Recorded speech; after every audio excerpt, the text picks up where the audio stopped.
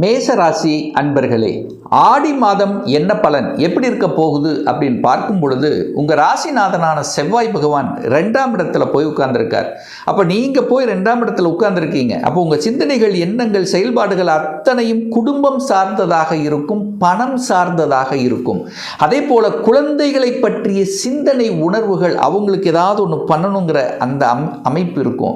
அடுத்து கடனை பற்றி இருக்கும், இல்லை ஹெல்த்தை பற்றி இருக்கும். ஏதாவது ஒரு வழிகள் கொடுத்துட்டு இருக்குது அல்லவா, அதை நிவர்த்தி பண்ணணுங்கிற எண்ணங்கள், சிந்தனைகள் அதிகமாக இருக்கும்.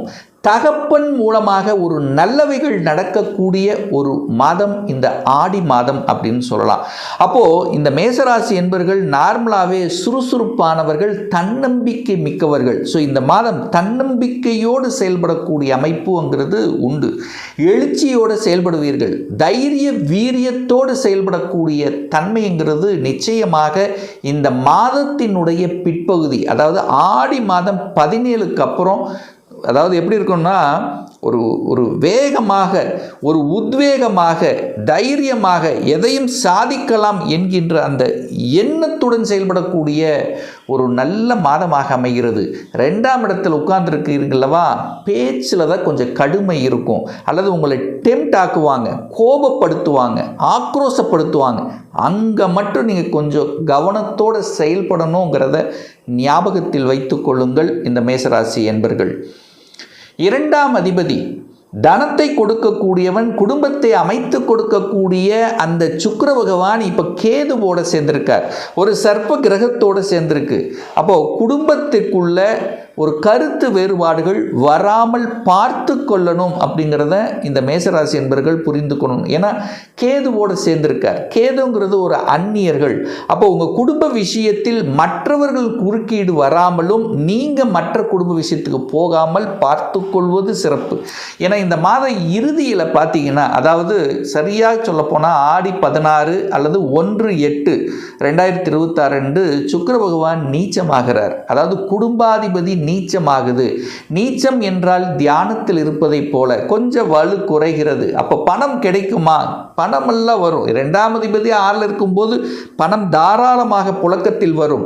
ஆனால் பணத்தை கையாளுகின்ற விஷயத்தில் கொஞ்சம் கவனம், எச்சரிக்கையோடு செயல்படணுங்கிறத ஞாபகத்தில் வைத்துக் கொள்ளுங்கள் இந்த மேசராசி அன்பர்கள். 3ஆம் அதிபதி, முயற்சி ஸ்தானத்தின் அதிபதி, தைரிய வீரியத்தை கொடுக்கக்கூடிய புதன் பகவான் ஆட்சி பலத்தோட ஸ்ட்ராங்காக இருக்கார். அப்போ 3ஆம் அதிபதி நல்லா இருக்குது. நல்லா இருக்கும்போது என்ன அர்த்தம்? தைரிய வீரியத்தோடு செயல்படுவீர்கள். பிரயாணங்கள் உண்டு, டிராவல் உண்டு, வியாபாரம் நல்லபடியாக இருக்கும். புத்திசாலித்தனம், புதனுங்கிறது புத்திசாலித்தனம், புத்திசாலித்தனம் மேம்படக்கூடிய தன்மை. தகவல் தொடர்புத்துறை, கம்யூனிகேஷன் சார்ந்த விஷயத்தில் நற்பலனை கொடுக்கக்கூடிய அமைப்புகள், சந்தர்ப்பங்கள் இதெல்லாமே நல்லது. அதே சமயத்தில் பார்த்திங்கன்னா அந்த 3ஆம் இடம் என்பது கையொப்பம். அப்போது அங்கே வக்ரமாகி இருக்கார். அப்போது எங்காவது ஒரு ரிஜிஸ்ட்ரேஷன், கையொப்பம் இடுவதில் கவனத்தோடு செயல்படணும் அப்படிங்கிறதையும் ஞாபகத்தில் வச்சுக்கோங்க.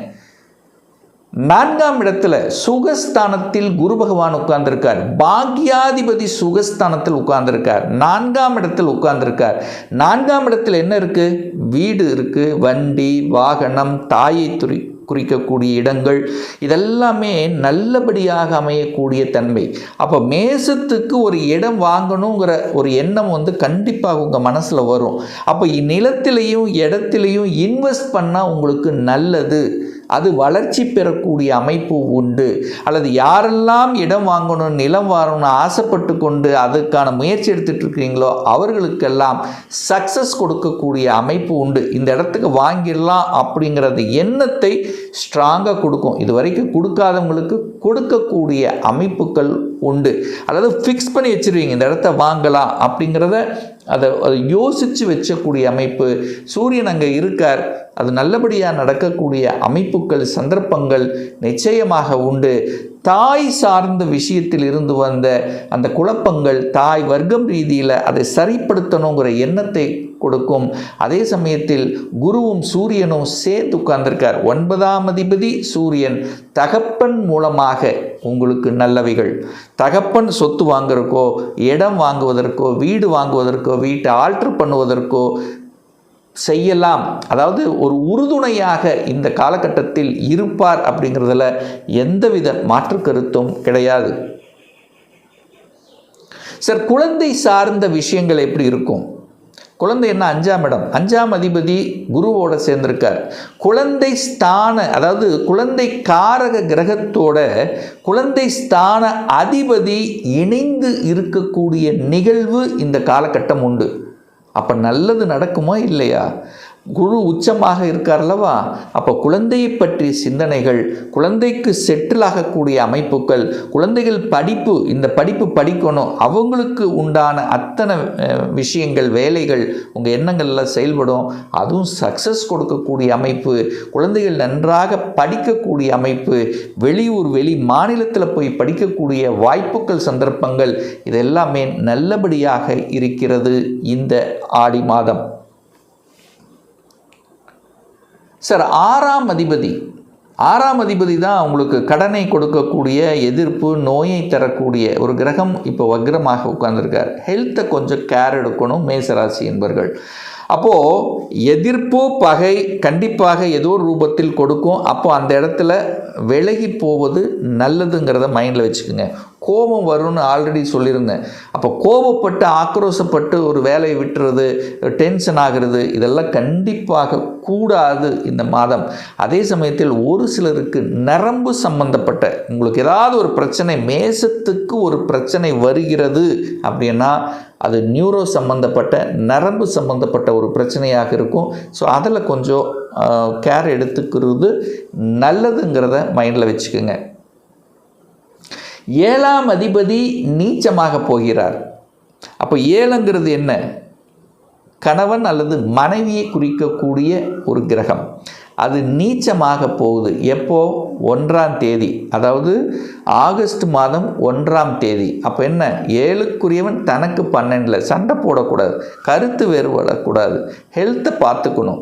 ஹெல்த்து சார்ந்த விஷயத்தில் அக்கறை எடுத்துக்கொள்ளணும். கணவனாக இருந்தாலும் மனைவியாக இருந்தாலும் அக்கறை எடுத்துக்கொள்வது நல்லது.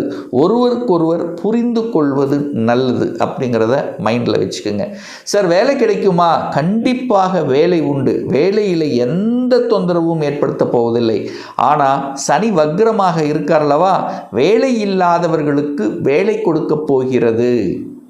ஒரு நல்ல பாசிட்டிவான விஷயம் என்னென்னா, மேசத்துக்கு சார் ஏற்கனவே வேலையை விட்டுட்டேன், ஏதோ ஒரு ரீசன்னால் டெம்ப்ட் ஆகி வேலை போயிடுச்சு அல்லது விட்டுட்டேன், அப்படி இருக்கக்கூடியவர்களுக்கெல்லாம் இப்போ சனி பகவான் வக்ரமாகி பாக்யாதிபதி பார்வையில் இருக்கக்கூடிய இந்த காலகட்டம் வேலையை கொடுத்துடும், ப்ரமோஷனை கொடுத்துரும். ரொம்ப நாளாக மாறணும்னு நினச்சிட்டு இருந்த விஷயங்கள் மாறக்கூடிய வாய்ப்புகள், சந்தர்ப்பங்கள், வெளியூர் வெளி மாநிலத்துக்கு செல்லக்கூடிய வாய்ப்புகள், சந்தர்ப்பங்கள். ஏன்னா குருவும் சூரியனும் 10ஆம் இடத்தை பார்க்குறார். இப்போ பதவி மாற்றம், இடம் மாற்றம், ஊர் மாற்றம், உத்தியோக மாற்றம், இந்த மாதிரி மாற்றங்களை தரக்கூடிய ஒரு காலகட்டமாக இந்த ஆடி மாதம் அமைய இருக்கிறது மேசராசி அன்பர்களுக்கு. பாக்யாதிபதி உச்சம் அல்லவா, அப்போ உங்களுக்கு ஒரு பாக்கியத்தை தரக்கூடிய 9ஆம் அதிபதி உச்சமாக இருக்கிறார். அப்போ ஒரு பாக்கியத்தை தரணும். யாருக்கு? இந்த மேசராசி என்பர்கள். என்ன பாக்கியம் தரலாம்? வேலை இல்லாதவருக்கு வேலை பாக்கியம் கொடுக்கலாம். குழந்தை இல்லாத தம்பதிகளுக்கு குழந்தை பாக்கியத்தை கொடுக்கக்கூடிய அமைப்பு பரிபூர்ணமாக உண்டு.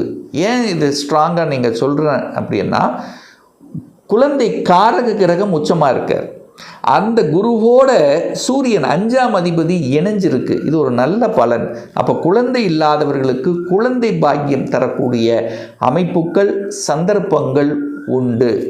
ஒரு சிலருக்கு கடனை அடைத்து விடலாம் என்கின்ற தன்னம்பிக்கை உணர்வை கொடுக்கக்கூடிய ஒரு மாதமும் இந்த ஆடி மாதம்னு சொல்லுவேன். அப்போ கடனை அடைப்பதற்குண்டான சாத்தியக்கூறுகளும் இந்த காலகட்டம் நிச்சயமாக தென்படும்.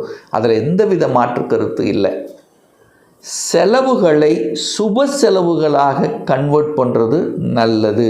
ஏன்னா இந்த மேசத்துக்கு இப்போ 7.5 சனியில் விரய சனியாக இருக்கின்ற காரணத்தால் நிறைய விரயமாக இருந்ததெல்லாம் இப்போ அதை சுப விரயங்களாக கன்வெர்ட் பண்ணணும், அல்லது ஒரு சேமிப்பு உருவாக்கணும், ஒரு முதலீடு செய்யணும் அப்படிங்கிற ஆர்வத்தை தூண்டும். அதில் நீங்கள் இன்வெஸ்ட் பண்ணுறது ரொம்ப ரொம்ப நல்லது என்பதை ஆழமாக மனதில் பதிய வைத்து கொள்ளுங்கள். ஸோ ஆக மொத்தம் இந்த ஆடி மாதம் ஒரு அதிரடி மாற்றங்களை தரக்கூடிய, ஒரு எழுச்சியை தரக்கூடிய, முன்னேற்றத்தை தரக்கூடிய, தைரிய வீரியத்துடன் செயல்படக்கூடிய ஒரு நல்ல மாதமாகவே இந்த மேசத்துக்கு அமையப்பெறும்.